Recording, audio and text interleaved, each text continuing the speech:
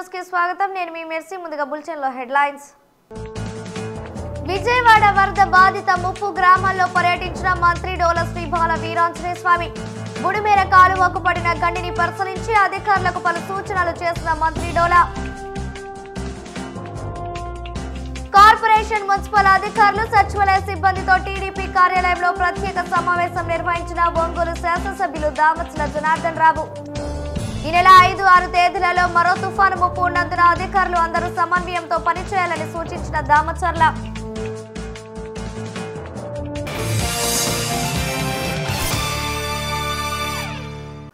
ఇక వివరాలకు వెళితే ఆంధ్రప్రదేశ్ సాంఘిక సంక్షేమ శాఖ మంత్రి డాక్టర్ డోల బాల వీరాంజనేయ స్వామి విజయవాడ వరద బాధిత ముప్పు గ్రామాల్లో పర్యటించారు. కొండపోత వర్షాల వల్ల వచ్చిన వరదల దాటికి నీట మునిగిన బెజవాడ నగరంలోని పలు ప్రాంతాలలో ఆయన పర్యటించారు. ఈ సందర్భంగా వరద బాధితులకు ఆయన భరోసా కల్పించారు. వరదతో నీట మునిగిన ప్రాంతాలలోనే ప్రజలందరికీ ఆహార పదార్థాలను అందజేయాలని సంబంధిత అధికారులకు సూచించారు. సహాయక చర్యల్లో ప్రతి ఒక్కరూ పాల్గొని చేయూతను అందించాలని కోరారు.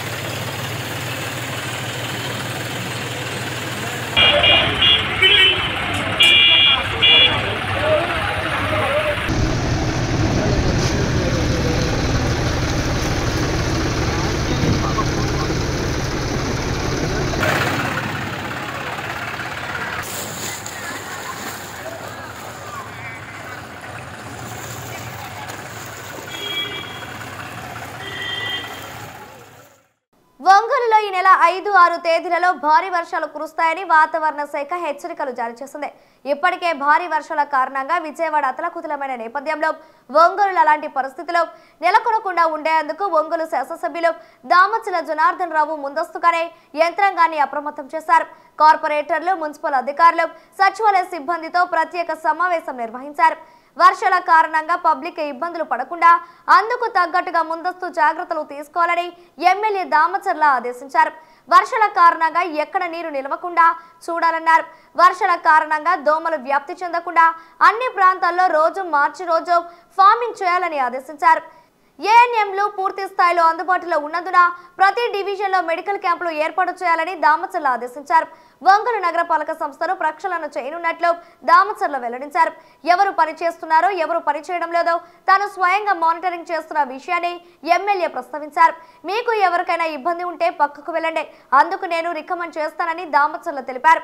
ఈ సమావేశంలో తెలుగుదేశం నాయకులు మంత్రి శ్రీనివాసరావు, ఒంగోలు నగర mayor Gangada Sujatha, deputy mayor Vemuri Bujji, commissioner Venkateswararao, incharge DMHO Padmaja తదితరులు పాల్గొన్నారు.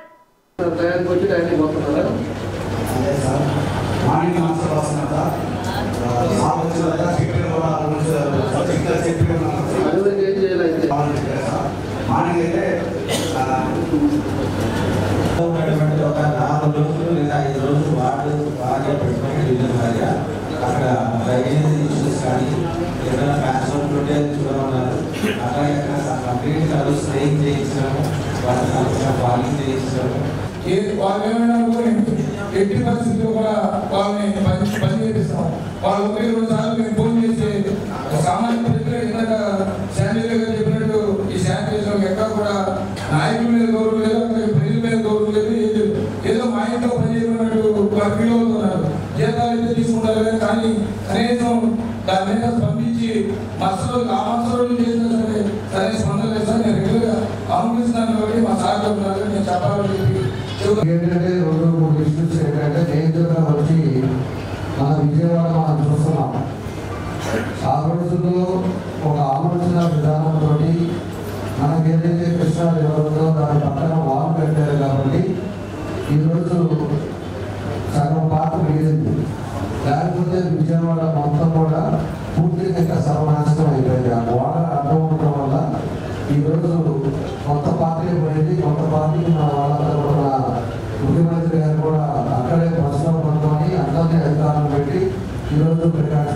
చెప్తా ఉన్నారు. మన దగ్గర నుంచి కూడా నిన్నంతా కూడా మమ్మల్ని కూడా డిశ్చార్జ్ చేశారు. మేము కూడా రోజంతా పోయేసి వచ్చాం. అక్కడ కావాల్సిన ఫుడ్ అన్నీ కూడా ఇచ్చాం. అదేవిధంగా వాళ్ళందరూ కూడా పలకరించి వాళ్ళందరికీ కావాల్సిన చూసుకొని నేను రావడం కూడా జరిగింది.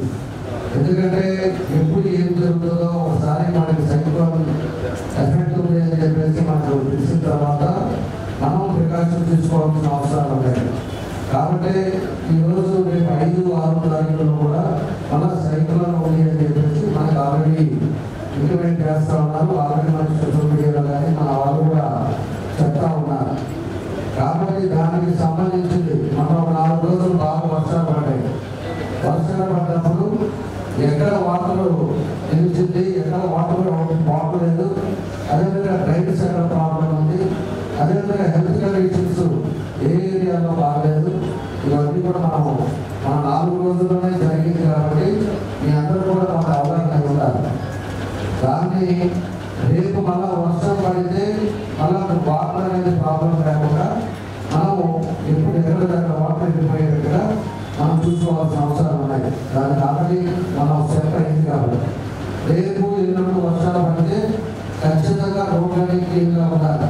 ఎక్కడ కూడా వాటర్ నిలబడకుండా ఉండాలి. అదేవిధంగా ఇప్పుడే ఏదైనా ఉన్నప్పుడు దాని ప్రికాషన్స్ ఇమీడియట్గా చేసి పెట్టేసి దాని అంతా కూడా కాలంలో కూడా దాన్ని అన్ని కూడా పుష్కరించుకోవాల్సిన అవసరాలు ఉన్నాయి. ఎవరెవరు డిసిప్లైన్ ఉన్నారో, ఎవరెవరు ఈ ఏరియాలో పనిచేయలేదో ఖచ్చితంగా మీ అందరూ కూడా ఇంటికి పంపిస్తాం.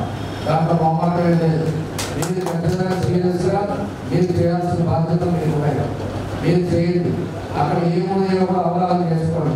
రేపు ఎక్కడ కూడా పబ్లిక్ నుంచి ఒక డివిజన్లో ప్రాబ్లం వచ్చి అక్కడ ఆపరేటర్ కానీ అక్కడ ఉండే డివిజన్ ప్రెసిడెంట్ కానీ ఎవరైనా వచ్చి రద్దు చేయడం మాత్రం దాని మీద సీరియస్ యాక్షన్ తీసుకునే పరిస్థితి వస్తాయి. ఎందుకంటే మనం వర్షం రాజకీయంగా మనం కూడా చూసాం. నేను కమిషనర్ పోతే చెరువు మాది ఉంటుంది. తర్వాత జేసీబీ పెట్టి ఆ పైపు లైన్ కూడా వేశాను. ఎక్కడెక్కడ ఇంటికి పైపు లైన్ ఎక్కడన్నా పైపులు కూడా జరిగినాయి. అవన్నీ కూడా తీశాను. తీసిన తర్వాత మొత్తం ఈవినింగ్ కల్లా క్లియర్ అయిపోయింది వాటర్ అంతా. అలాంటి ప్లేసెస్ ఎక్కడ ఉన్నాయి? ఎందుకంటే 20 సంవత్సరాల ముందు వేసిన సిమెంట్ రోడ్లు ఉన్నాయి. దానికి హైట్ క్యాపాల్సి ఉన్నాయి. దాని మీద రాళ్ళు వేసుకోవాల్సిన అవసరాలు ఉన్నాయి. లేకపోతే బ్లీచింగ్ శానిటైజేషన్ చేస్తున్నారా లేదా? మీరు కూడా కొంత శానిటైజేషన్ డైరెక్ట్ తీసుకోండి. ఫాగింగ్ మిషన్స్ మనం అడుగుతున్నా అవి పెట్టాం. అవి ఇప్పుడు పనిచేస్తున్నాయంట. మిగతా ఇప్పుడు లేదు. ఫాగింగ్ కూడా ప్రతి ఒక్క ఏరియాలో కూడా ఫాగింగ్ ఏమంటే ఫాగింగ్ కొడతాం. వాటర్ ఎక్కడైతే ఆగిపోయాయో, వాటర్ ఎక్కడైతే ఉన్నాయో దాంట్లో బాల్స్ ఆయిల్ బాల్స్ చేయటం. అదేవిధంగా స్లమ్ ఏరియాస్లో మరి రోడ్డు మీద వాటర్ ఉన్నప్పుడు దాంట్లో ఆయిల్ బాల్స్ వేసుకోవడం. వాళ్ళకి మెడికల్ క్యాంప్ అక్కడ పెట్టుకోవడం. ఏదైనా ఉంచారో వాళ్ళకి కావాల్సిన పెట్టి వాళ్ళకి ముందు రోజులు తెలియపరిచి వాళ్ళ మెడికల్ క్యాంప్ ద్వారా వాళ్ళకి కావాల్సిన మినిమం మెడికేషన్స్ అవన్నీ కూడా ఇచ్చేదానికి ఇవన్నీ కూడా మీరు ఎంఎస్ఓ సీరియస్గా తీసుకోవాలని చెప్పి మీ అందరూ కూడా తెలియజేస్తున్నా. దానికి జిల్లా డిఎంహెచ్ వాళ్ళ సపోర్ట్ చేస్తే అవసరం ఉంటే వాళ్ళు కూడా కావాలంటే వాళ్ళ దగ్గర నుంచి కూడా 100 మంది స్టాఫ్ తీసుకున్నాం. దాని ప్రకారంగా వర్షాలు 5 వారాలు అనేది కాకుండా ఇప్పుడు నుంచే ప్రతి డివిజన్లో మెడికల్ క్యాంప్స్ పెట్టండి. ప్రతి డివిజన్లో కూడా ప్రతి కాలంలో టీచింగ్ ఉండాలి. ఎక్కడ కూడా స్మెల్ ఉండకూడదు. వాటర్ ప్రతి డ్రైన్ మెయిన్ డ్రైన్ అవ్వచ్చు, డివిజన్లో అవ్వచ్చు, అన్నింటి కూడా తీసుకోవడం. ఎక్కడా కూడా దానివల్ల మనకి ఫర్దర్ ఇబ్బంది రాకుండా ప్రకాశం తీసుకోవాల్సిన బాధ్యత మన అందరూ కూడా మీ అందరూ కూడా నేను తెలియజేస్తున్నాను. కాబట్టి ఇటు రాజకీయ నాయకులు కార్పొరేటర్ అవ్వచ్చు, ఇటు నేను అవ్వచ్చు, ఎవరైనా ఉద్యోగాలతో ఎంత పడుతుందో అమ్మాయిని కూడా ప్రజలకు నమ్మకం లేదా ఈరోజు వాళ్ళు కార్పొరేటర్ చేశారు, నన్ను వెంటనే చేశారు. కాబట్టి అందరం కలిసి మనం పనిచేస్తేనే ఇవన్నీ కూడా స్ట్రీమ్లైన్ అవుతాయి. ఈరోజు కమిషనర్ గారు 2 నెలలు అయితే వచ్చింది, 40 నెలలు అయింది, 10 days అయింది, ఒక వారం అయింది. వారం రావడం అలా ఈరోజు తుఫాన్ రావడం, ఆయన ఏ విధంగా ఉంటున్నారో నేను అర్థం చేస్తున్నాను. కాబట్టి ఒక ఎఫిషియన్సీ గతంలో ఒక గ్రూప్ పెట్టుకుని మన డివిజన్లో ఆ గ్రూప్లో ఎప్పటికప్పుడు వాట్సాప్ గ్రూప్ పెట్టుకొని దాంట్లో మనం అప్లోడ్ చేసుకుంటుండేవాళ్ళం. ఏ జరిగినా కూడా శానిటైజేషన్ ఇష్యూస్ ఇచ్చినప్పుడు కూడా వాటిని కూడా మనం రివ్యూ చేసుకుంటున్నాము. ఏదైనా మా దృష్టి వచ్చినప్పుడు ఇమీడియట్గా గ్రూప్ పెట్టుకున్నాము. కానీ ఈ మధ్య దాన్ని పూర్తిగా విస్మరించారు. దయచేసి మళ్ళీ మీరందరూ కూడా ముఖ్యంగా ఎందుకంటే దాంట్లో కూడా యాడ్ చేసుకొని ఎందుకంటే అది ఇంక్లూడింగ్ కమిషన్ కూడా ఎందుకంటే అది కంపల్సరీ మనం అందరూ తీసుకెళ్ళాలి పబ్లిక్ కూడా తెలుసు కాబట్టి అందరూ దయచేసి ఇమీడియట్ గా ఇవ్వాలి గ్రూప్ క్రియేట్ చేసుకొని ఏ డివిజన్ కార్పొరేషన్ ఆ కార్పొరేట్ వాళ్ళు పెట్టుకోండి అవసరమైతే వాళ్ళు కూడా కంటిన్యూగా పెట్టుకోండి ఏ ఇష్యూ వచ్చినా కూడా ఇమీడియట్ గా స్పందించాలా ఏ ఏరియా నుంచి కంప్లైంట్ వచ్చినా కూడా దాన్ని ఇమీడియట్ గా మనం మా దృష్టికి తీసుకొచ్చినా అన్నట్టు సార్ చెప్పినప్పుడు ఎంతైతే పెట్టారు ఆ దృష్టికి తీసుకున్నా కూడా ఇమీడియట్ గా దాన్ని మనం రెక్టిఫై చేయాల్సినటువంటి బాధ్యత మనకు ఉంది. ఎందుకంటే ఒక విజన్ ఉన్నా ఎందుకంటే నేను మొన్న కూడా చెప్పాను సార్కి పండుగలో నేను సెంటర్ శాలరీ నడి ఒడ్డులో ఉంటుంది. అక్కడ వడ్డిపాలెం నుంచి అద్దంకి బస్ స్టాండ్ వెళ్ళేది దాకా ఒక పెద్ద కాలం ఉంది సార్. అది ఎప్పుడు కూడా నిండిపోతుంటుంది. దాని పక్కన ఉన్న చాలా చిన్నపిల్లలకి చాలా జబ్బులు వస్తున్నాయి. వర్షం పడితే చాలు సార్ అది చాలా ఎండిపోతుంది. ఇప్పుడు ప్రస్తుతానికి అది 3 నెలలకు ఒకసారి 5 నెలలకు ఒకసారి క్లీన్ చేస్తున్నారు. అట్లా కాకుండా ప్రతి నెల కూడా దాన్ని క్లీన్ చేయగలిగితే ఎటువంటి వర్షం పడితే ఇళ్లలో నీళ్లు రాకుండా కూడా ఉంటాయి సార్. ఇంకొకటి ముఖ్యంగా కొత్త కూరగాయల మార్కెట్ సార్, అది ఎంత ఇంపార్టెంట్ అంటే అక్కడికి ఎన్నో వందల మంది జనాలు వస్తుంటారు. అక్కడ ఇప్పుడు ఈ వర్షాకాలంలో అక్కడ తీసేసిన చెత్త కానివ్వండి కూరగాయలు అన్నీ ఎట్లంటే అట్లా పడుతుంటున్నాయి సార్. అక్కడ మేకలు ఆవులు తింటూ చాలా ఇదిగా ఉంటుంది ఆ ప్రాంతం అంతా. అక్కడ దోమలు కానీ ఏదైనా సార్ చాలా ఎక్కువగా ఉంటాయి సార్. మనం ఆ మార్కెట్లో శానిటేషన్స్ వాళ్ళకి ముఖ్యంగా ఎప్పుడు బ్లీచింగ్ అనేది కూడా నేను చాలా తక్కువ చూస్తున్నాను సార్. అక్కడ నేను ఎప్పుడు వెళ్ళినా కూడా ఎక్కువ నాకేం బ్లీచింగ్ కనపడ్డా కానీ ఏం కనపడలేదు. 5 శానిటైజర్లకి 5 శానిటైజర్ ఇన్స్పెక్టర్ పోస్టు, ఒక ఎస్ఎస్ పోస్టు, ఒక ఎంహెచ్ఓ పోస్టు ఉంది సార్. కానీ ప్రస్తుతం మన 5 శానిటైజర్ ఇన్స్పెక్టర్లో ఒక శానిటైజర్ ఇన్స్పెక్టర్ మాత్రమే ఉన్నారు సార్. 4 శానిటైజర్ ఇన్స్పెక్టర్ పోస్టులు ఖాళీగా ఉన్నాయి సార్. ఆ 4 శానిటైజర్ ఇన్స్పెక్టర్ పోస్టులని శానిటైజర్ వేసి పర్మనెంట్ శానిటైజర్ వేసుకున్నాం సార్. వాళ్ళకి ఇన్ఛార్జ్గా ఇచ్చి ప్రస్తుతానికి డ్యూటీలో నడుస్తున్నాం సార్. అదేవిధంగా 50 మనకి 70 సచివాలయాలు ఉన్నాయి సార్. ఈ 70 సచివాలయాల్లో 60 మంది వరకు శానిటేషన్ సెక్రటరీస్ ఉన్నారు సార్. ఈ సెక్రటరీస్ మరియు 10 డివిజన్కి ఒక శానిటైజర్ వేసుకున్నారు సార్. ఈ వేసుకున్న సెక్రటరీస్ కలిపి మనం ప్రస్తుతం శానిటేషన్ వరకు కంటిన్యూ చేస్తున్నాం సార్. ఉదయం 5 డివిజన్లో మనకి శానిటరీ డివిజన్ ఒకటే అదే బస్ స్టాండ్ సెంటర్లో ఉంది సార్. ఆ సెంటర్లో ఉన్న శానిటరీ మేస్త్రి శానిటరీ ఇన్స్పెక్టర్ పోస్ట్ ఖాళీ ఉంటే శ్రీనివాసరావు అనే శానిటరీ రెగ్యులర్ మేస్త్రిని శానిటరీ ఇన్స్పెక్టర్ ఇన్ఛార్జ్ ఇచ్చి నడుపుతున్నాం సార్. అదేవిధంగా 2వ డివిజన్ పక్క మార్కెట్ సెంటర్లో ఉంది సార్. 3వ డివిజన్ బోర్స్ హాస్పిటల్లో ఉంది సార్ ఆర్పీ రోడ్లోని. 4వ డివిజన్ సంతపేటలోని ఈ సేవల్లో నడుపుతున్నాం సార్. 5వ డివిజన్ కొత్తపట్నం బస్ స్టాండ్ దగ్గరలో విజయవాడను వరదలు అతలాకుతలం చేసిన నేపథ్యంలో రాష్ట్ర ప్రభుత్వం యుద్ధ ప్రాతిపదికన స్పందించి సహాయక చర్యలు చేపట్టింది. వరద బాధితులకు ఎప్పటికప్పుడు ఆహార పొట్లాలు, వాటర్ బాటిల్స్ అందిస్తూ వస్తున్న ప్రభుత్వం సహాయక కార్యక్రమాలు వేగవంతంగా జరిగేలా శాసనసభ్యులు, మంత్రులకు బాధ్యతలను అప్పగించింది. ఒంగోలు శాసనసభ్యులు దామచల జనార్దన్ రావు విజయవాడలోని పలు ప్రాంతాల్లో సహాయక చర్యల్లో పాల్గొనగా తాజాగా జిల్లాకు చెందిన రాష్ట్ర మంత్రి డోలబాల వీరాంజనేయ స్వామి అక్కడి బుడమేర కాలువకు పండిన గండిని ఆటోలో వెళ్లి పరిశీలించారు. సహచర మంత్రి నిమ్మల రామనాయుడు, ఎమ్మెల్యేలు వసంత కృష్ణప్రసాద్, కొలికపూడి శ్రీనివాస్తో కలిసి కాలువ పనులను పరిశీలించారు. సంబంధిత ఉన్నత అధికారులతో మాట్లాడి యుద్ధ ప్రాతిపదికన పనులు పూర్తి చేయాలని మంత్రి డోలబాల వీరాంజనేయ స్వామి ఆదేశించారు.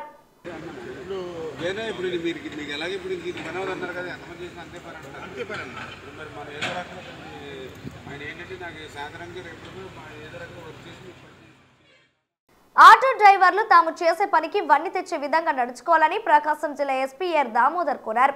ఒంగోలులోని పోలీస్ కళ్యాణ మండపం నందు రోడ్డు భద్రతపై ఆటో డ్రైవర్లకు ఏర్పాటు చేసిన అవగాహన సదస్సు కార్యక్రమంలో జిల్లా ఎస్పీ దామోదర్ ముఖ్య అతిథిగా పాల్గొన్నారు. ఈ సందర్భంగా ఆయన మాట్లాడుతూ వృత్తి పట్ల ప్రతి ఒక్కరూ గౌరవంతో పనిచేయాలని సూచించారు. భద్రతతో పాటు రక్షణ అనేది మనకు చాలా ముఖ్యమని అన్నారు. ఒంగోలు పట్టణం నందు ట్రాఫిక్ సమస్య అధికంగా ఉందని దానిని నిర్మూలించేందుకు ఆటో డ్రైవర్లు తమ వంతు బాధ్యతగా ముందుకు రావాలని కోరారు. ప్రజలకు మంచి వాతావరణం కల్పించేలా ఆటో డ్రైవర్లు పోలీసు శాఖతో కలిసి ముందుకు నడవాలని తెలిపారు. పార్కింగ్ స్థలాలు లేక ఇబ్బంది పడుతున్న ఆటో డ్రైవర్లకు పార్కింగ్ ప్రదేశాలు ఏర్పాటు చేస్తామని ఈ సందర్భంగా జిల్లా ఎస్పీ ఆటో డ్రైవర్లకు తెలియజేశారు. రోడ్డు భద్రతా నియమావళి సూచనలను డ్రైవర్లు తప్పక పాటించాలని ఈ సందర్భంగా ఆయన కోరారు. ఈ కార్యక్రమంలో ఒంగోలు డీఎస్పీ రాయపాటి శ్రీనివాసరావుతో పాటు సిఐలు, ఎస్ఐలు, పోలీసు సిబ్బంది, ఆటో డ్రైవర్లు పాల్గొన్నారు. నేను మీలో ఎవరికన్నా కన్నా 10,000 ఇస్తా, ఇవ్వగలరా? ఎవరన్నా ఉంటే చెయ్యొస్తాను. డిగ్నిటీ ఆఫ్ లేబర్ అనేది ఒకటి ఉంటుంది. అంటే ఒక వృత్తి మీద గౌరవం. అది ఏ వృత్తి అయినా కావచ్చు, ఐపీఎస్ కావచ్చు, ఐఏఎస్ కావచ్చు, లేదంటే టీచర్ కావచ్చు, లేదంటే ఆటో డ్రైవర్ కావచ్చు, క్యాబ్ డ్రైవర్ కావచ్చు, పాయికానాలు కడిగే ఉద్యోగం, ఏదన్నా కావచ్చు. ప్రతి పనికి ఒక విలువ ఉంటుంది, ఒక ఆత్మాభిమానం అనేది ఉంటుంది. అది ఏదైనా కావచ్చు. మీరు ఒక సైకిల్ తీసుకోండి, లేదంటే ఒక స్కూటర్ తీసుకోండి, ఈ పార్ట్ ఇంపార్టెంట్ అని చెప్పగలుగుతారా? హ్యాండిల్ లేకపోతే మీరు వెళ్ళగలుగుతారా? టైర్ లేకపోతే వెళ్ళగలుగుతారా? సొసైటీలో కూడా అంతే. ప్రతి ఒక్కటి అన్ని ఆర్గాన్స్ అన్నీ కూడా ఎలాగో మనిషిలో మనకి ఇది లేకపోతే మనం బతకలేదు. ఆ విధంగా సమాజంలో మనం అందరం ఒక పార్ట్. మేము పోలీసులు, మీరు డ్రైవర్లు అందరూ ఉంటేనే ఈ సొసైటీ స్మూత్గా నడుస్తుంటాం. మీకు ఆత్మగౌరవం అని ఎందుకు చెప్పానంటే, మనం చేసే పనిలో ఉద్యోగం అది ఏదైనా కావచ్చు, కానీ మనకు ఒక గౌరవం ఉండాలి, మనకు ఒక విలువ ఉండాలి. రెండు, వీళ్ళ ఆటో డ్రైవర్లు అన్నీ చీప్గా చూడకూడదు. వాడు గుర్తుపెట్టుకోండి, మీకు ఫ్యామిలీస్ ఉంటాయి, మీ పిల్లలు ఉంటారు, మీ భార్య ఉంటుంది, మీ అమ్మ నాన్నలు ఉంటారు. వాళ్ళందరూ కూడా ఎవరి వృత్తి వాడితే, ఏ వృత్తి కించపరచాల్సిన అవసరం లేదు. ఏ వృత్తి గొప్పది కాదు, ఏ వృత్తి కించపరిచేది కదా, అన్నీ సమానమే. దాంట్లో విలువ అంటే ఆ టైం బట్టి అలాగా ఉంటుంది. సో ప్రతి ఒక్కరూ మనం ఏం పని చేస్తున్నాం అన్నది ఇంపార్టెంట్ కాదు, కానీ ఎంత గౌరవంగా చేస్తున్నాం అన్నది చాలా ఇంపార్టెంట్. అది ఆటో డ్రైవర్ కావచ్చు, లేదంటే ఇంకొక ఉద్యోగం కావచ్చు, డాక్టర్ కావచ్చు, లాయర్ కావచ్చు, ఏదైనా కావచ్చు. ఈ పిల్లలు, మీకు అమ్మాయిలు ఉంటారు, మీకు చిన్న పిల్లలు ఉంటారు. ఎవడో ఆక్రై పక్కన వచ్చి గర్వాన్ని సౌండ్ చేసుకొని వెళ్తే మీ పిల్లలు ఎంత భయపడతారు ఆలోచించండి. 5 మంది కాన్సన్ట్రేట్ చేస్తాం, ఒక ఇష్యూని దాన్ని క్లియర్ చేస్తున్నాం. అవునా కదా? ట్రాఫిక్ సమస్య ఉంది, దాంట్లో చాలా మంది, మీ ఒక్కరు ఆటో వాళ్ళు ఒక్కరే సమస్య కాదు. ఇక్కడ చాలా మందితో అందరికీ ఈ ట్రాఫిక్ ఎలా చేయాలి, ఎలా వెళ్ళాలి, రూల్స్ తెలియకుండా, సిగ్నల్స్ లేకుండా ఇన్ని రోజులు ఎవరి ప్రయత్నాలు అది చేస్తున్నారు. బట్ దాని మీద ఇంపార్టెంట్ లేదు కాబట్టి ఎవరి పాటికి అలా వెళ్ళిపోవడం, అలాగే యాక్సిడెంట్లు అవ్వడం, ఒక సిస్టమేటిక్గా లేకపోవడం వల్ల సిగ్నల్స్ కొంత ఉన్నా కొన్నిసార్లు ఆగిపోవడం, ఇలాంటి వల్ల ఒక ట్రాఫిక్ మీద అవేర్నెస్ లేదు, అవగాహన లేదు, ఎలా వెళ్ళాలి ఏంటని. దీంట్లో మీరే ఎక్కువ నష్టపోతుంటారు, ఆటో డ్రైవర్లు ఎక్కువ నష్టపోయేది. ప్రజలకు వస్తుంటారు, వెళ్తుంటారు. ఈ ప్రాబ్లమ్స్ అన్ని ఐడెంటిఫై చేస్తాను నేను. ఈ సైడ్ నుంచి ప్రాబ్లమ్స్ ఉన్నాయి, పబ్లిక్కి ఇష్యూస్ ఉన్నాయి. వీటిని ఏ విధంగా మనం ఈ మీటింగ్ పెట్టడానికి ఏంటంటే, ఏదో మిమ్మల్ని భయపెట్టడానికి, లేదా కేసులు కట్టి మిమ్మల్ని అరెస్ట్ చేసేస్తానికి, లేదా భయపెట్టడానికి అయితే కాదు. మనం అందరం కూడా ఒక ఊర్లో మన బతుకు తెరువు కోసం మీరు ఉద్యోగ బాధ్యతలు మేము వచ్చాం. మనం అందరం కలిసి కొన్ని నియమాలు పాటించగలిగితే ఈ టౌన్ చాలా అందంగా, ట్రాఫిక్ పరంగా మీ సహకారం కోసం ఒక ఆటో అతను నీట్గా యూనిఫామ్ వేసుకొని, మెడలో ఐడి కార్డు వేసుకొని ఆటో పెట్టుకొని ఉన్నాడు. ఇంకొక అతను రెడ్ షర్టు, బ్లూ షర్టు ఏదో వేసుకొని, జీన్స్ ప్యాంట్ వేసుకొని కారకిళ్ళి నవ్వుతా ఉన్నాడు. 2 ఆటోలే ఉన్నాయి. ఏది ప్రిఫర్ చేస్తారు? దీన్ని బట్టి ఏమర్థమైంది? బయట నుంచి, ఇక్కడ ఉన్న వాళ్ళే కాదు, బయట విలేజెస్ నుంచి వచ్చిన, ఇతర టౌన్స్ నుంచి వచ్చిన, మనకు రైల్వే స్టేషన్లో దిగినా, బస్ స్టేషన్లో దిగినా ఎవరిని ప్రిఫర్ చేస్తాం? ఎవరిని ప్రిఫర్ చేస్తాం అంటే దాని అర్థం ఏంటి? యూనిఫామ్ వేసుకున్నాడనే కాదు, అంటే దాని అప్లికెన్స్ బట్టి మనకు తెలుస్తుంది. ఈజ్ లా అబైడింగ్ సిటిజన్, లేదంటే లా అబైడింగ్ డ్రైవర్, అంటే చట్టాన్ని పాటించేటటువంటి డ్రైవర్. అంటే ఆ విధంగా ఉండాలని మేము మిమ్మల్ని ఆశిస్తున్నాం. అర్థమైందా? ఆ విధంగా ఉంటారా? ట్రాఫిక్ నియమాలు పాటించాలి. ట్రాఫిక్ పోలీసులు, రెగ్యులర్ పోలీసులు అందరూ కూడా గవర్నమెంట్ వారు చెప్పే సూచనలు పాటించి ఎలాంటి ప్రమాదాలు జరగకుండా, ఎలాంటి దొంగతనాలు జరగకుండా, ఎలాంటి ఇబ్బందులు లేకుండా, ఎక్కడ ట్రాఫిక్ అంతరాయం జరగకుండా మీ అందరూ సహకరించాలంటే ఏమేమి చేయాలి, ఏం చేయకూడదని చెప్పేసి ఈరోజు చర్చించుకోవడం జరుగుతుంది. మీరందరికీ కూడా మీ అందరూ సహకరించి ఈ కార్యక్రమాన్ని విజయవంతం చేసి ఎలాంటి చిన్న ట్రాఫిక్ అంతరాయం కూడా జరగకుండా మీ అందరూ సహకరించాలని చెప్పి కోరుకుంటున్నాను సార్. ప్రపంచంలోని అతిపెద్ద రాజకీయ పార్టీగా భారతీయ జనతా పార్టీ అవతరించిందని రాష్ట్ర కిసాన్ మోర్చా ఉపాధ్యక్షులు సన్నారెడ్డి సురేష్ రెడ్డి అన్నారు. భారతీయ జనతా పార్టీ సభ్యత్వ నమోదు కార్యక్రమాన్ని పురస్కరించుకొని ఒంగోలు నగరంలోని గాంధీ రోడ్ నందు జరిగిన సభ్యత్వ నమోదు కార్యక్రమంలో ఆయన ముఖ్య అతిథిగా పాల్గొన్నారు. ఈ సందర్భంగా ఆయన మాట్లాడుతూ ప్రధానమంత్రి నరేంద్ర మోదీ సెప్టెంబర్ 2వ తేదీన దేశవ్యాప్తంగా ఈ సభ్యత్వ నమోదు కార్యక్రమాన్ని ప్రారంభించడం జరిగిందని అన్నారు. అందులో భాగంగా భాజపా రాష్ట్ర అధ్యక్షురాలు దగ్గుబాటి పురంధేశ్వరి ఆదేశాల మేరకు ఆంధ్రప్రదేశ్ రాష్ట్రంలో విరివిగా సభ్యత్వ నమోదు కార్యక్రమం జరుగుతుందని తెలిపారు. దేశ సమైక్యత సమగ్రత కోసం భారతీయ జనతా పార్టీ కృషి చేస్తుందని అన్నారు. ఈ నమోదు కార్యక్రమం డిజిటల్ మాధ్యమాల ద్వారా చేపట్టడం జరుగుతుందని తెలియజేశారు. ఇప్పటి వరకు 18 కోట్ల మందికి పైగా భాజపా సభ్యత్వ నమోదు కలిగి ఉందని వెల్లడించారు. గతంలో చైనాకి ఉన్న ఈ రికార్డును భాజపా అధిగమించిందని తెలిపారు. ప్రతి ఒక్కరూ తప్పనిసరిగా సభ్యత్వం నమోదు పొందాలని కోరారు.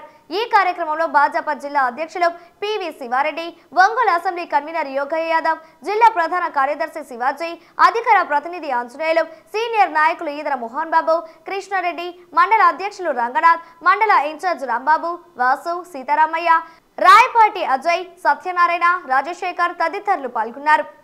00002024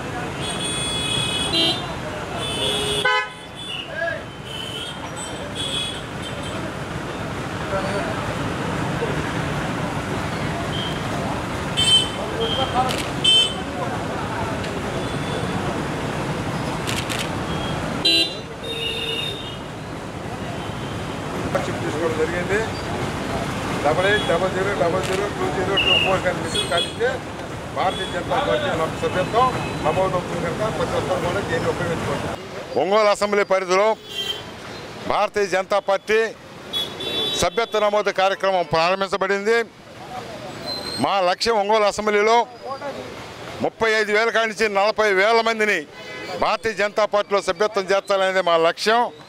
ఆ దిశగానే ఈ రోజున మేమందరం శివారెడ్డి గారు కావచ్చు, మేమందరం కూడా మా యొక్క టీం అంతా కూడా పనిచేస్తుంది.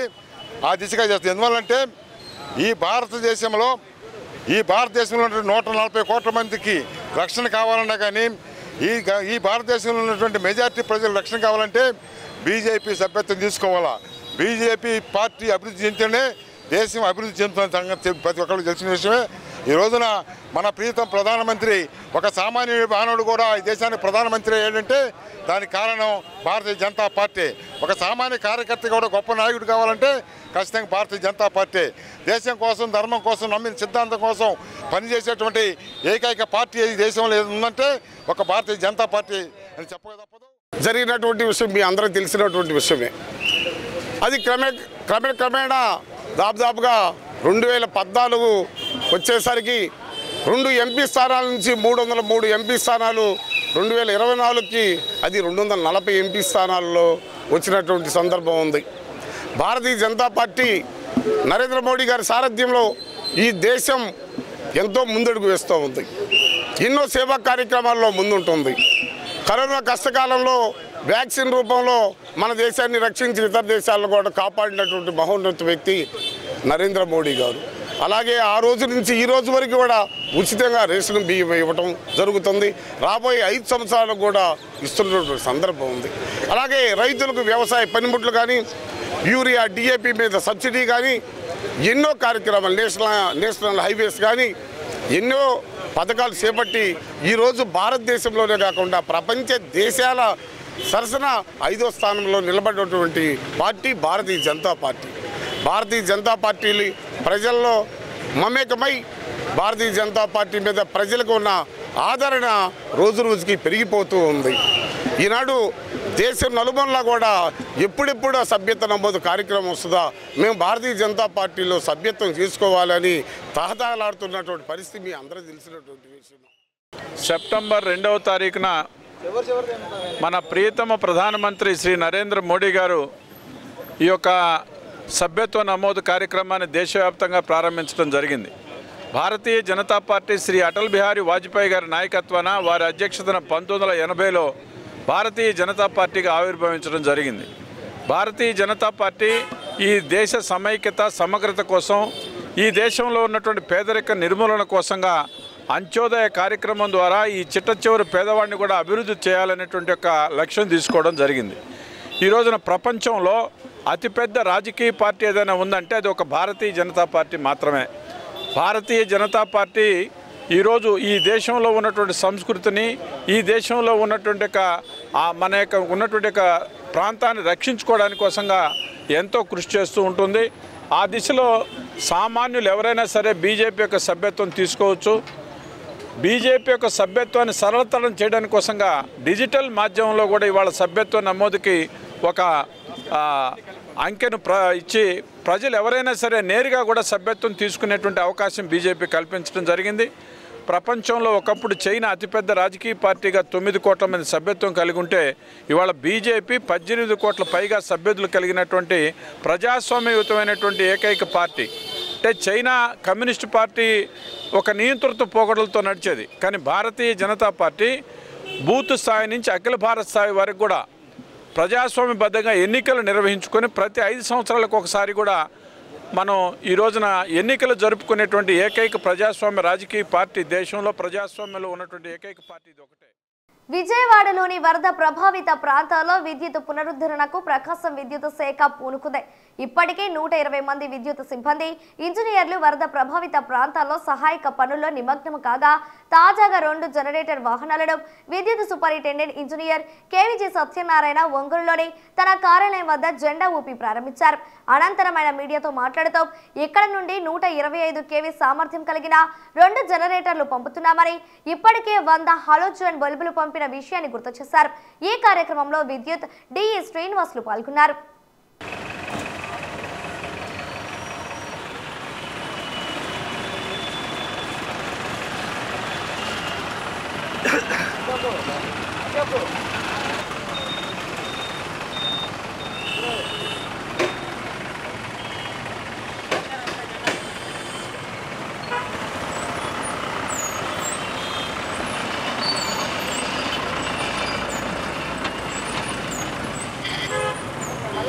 విజయవాడలో వరద బీభత్సం ఎలా సృష్టించిందో దాంట్లో భాగంగా మా విద్యుత్ సంస్థకు తీవ్ర నష్టం వాటిల్లింది. సుమారుగా 1000 ట్రాన్స్ఫార్మర్స్ నీట మునిగినాయి. 8 సబ్స్టేషన్స్ కూడా నీట మునిగి సుమారుగా 1,00,000 మందికి పవర్ అనేది లేదు. దాంట్లో భాగంగా మన జిల్లా నుంచి మా జిల్లా సహాయంగా ఒక 120 మందిని స్టాఫ్ని, ఇంజనీర్స్ని మనము 2 డేస్ బ్యాక్ పంపడం జరిగింది. వాళ్ళందరూ కూడా రెక్టిఫికేషన్ వర్క్స్లో నిమగ్నమయ్యి ఏ రోజుకు ఆ రోజు పని చేసుకుంటూ వస్తున్నారు. ఇవాళ గవర్నమెంట్ ఆదేశాల ప్రకారం మా సిఎండి గారు ఆదేశాల ప్రకారము 2 జనరేటర్లని ఇమీడియట్గా పంపని జరిగింది. దానిలో భాగంగా ఇవాళ ఈ 2 జనరేటర్లని మేము అక్కడ పంపిస్తున్నాము. ఎక్కడైతే ఏరియాస్లో ఎక్కడ సప్లై లేదో ఈ జనరేటర్లు పెట్టి వాటికి సప్లై ఇవ్వడం జరుగుతుంది. అలాగే హాలోజన్ బల్బ్స్ కూడా మన జిల్లా నుంచి 2 రోజుల క్రితం దాదాపు 100 హాలోజన్ బల్బ్స్ని కూడా మనం ఇక్కడి నుంచి పంపించాము. ఇంకా పంపడానికి కన్స్ట్రక్షన్ వర్కర్స్ కూడా ఒక 50 మందిని రెడీ చేసి పెట్టాము. అలాగే ఏ సహాయం కావాలన్నా కానీ ఒంగోలు సర్కిల్ విద్యుత్ సంస్థ తరఫున మేము ముందుంటాము. ముందు ఉండి ఏది కావాలన్నా కానీ చేసి త్వరితగతిన విద్యుత్ని ప్రతి ఇంటికి మనం విద్యుత్ ఇవ్వాలనే లక్ష్యంతో పనిచేస్తుంది సంస్థ. ఆ విధంగా దాంట్లో భాగంగా మన విద్యుత్ మన జిల్లా ప్రకాశం జిల్లా తరఫున కూడా మేము కూడా పాల్పంచుకోవడం చాలా అదృష్టంగా భావిస్తున్నాం.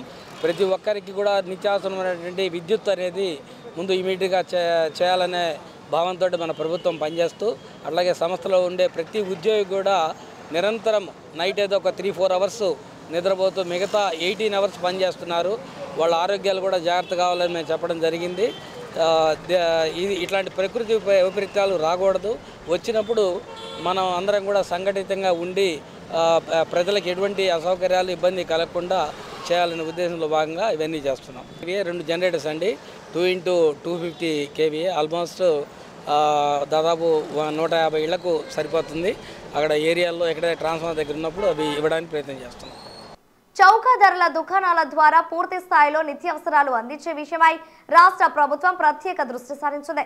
గత ప్రభుత్వం నిత్యావసర వస్తువుల పంపిణీ నిర్లక్ష్యం చేస్తుంది. ప్రత్యేకంగా ఏర్పాటు చేసిన వాహనాల ద్వారా బియ్యం మాత్రమే అందించింది. పంచదార ఎప్పుడు ఇస్తారో కూడా తెలియని పరిస్థితి నెలకొంది. అయితే చంద్రబాబు నేతృత్వంలోని కూటమి అధికారంలోకి వచ్చిన వెంటనే చౌక ధరల దుకాణాల ద్వారా నిత్యావసరాలను అందించే పనిలో నిమగ్నమైంది. గత 2 నెలల నుండి బియ్యంతో పాటు పంచదార కూడా అందిస్తుంది. ప్రతి కార్డుదారునికి తక్కువ ధరకు 1/2 కేజీ చొప్పున పంచదార అందజేస్తుంది. భవిష్యత్తులో మరిన్ని నిత్యావసరాలు అందించేలా ప్రభుత్వం కసరత్తు చేస్తుంది.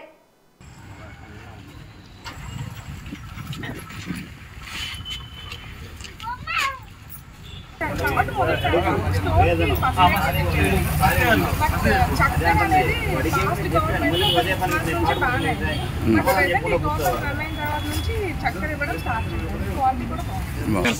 81015 ఇంతకుముందు రైస్ మామూలుగా వచ్చేవి. ఇప్పుడు ఏంటంటే చక్కెర కూడా కలిపి ఇవ్వడం జరుగుతుంది జనాలకి. ప్యాకెట్ వచ్చి 17 రూపాయలు సార్.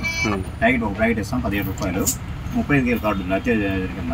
అది 2 ప్యాకెట్లు వచ్చేసి 15 రూపాయలు వస్తుంది సార్. 2 చక్కెర ప్యాకెట్ వస్తుంది వాళ్ళకి.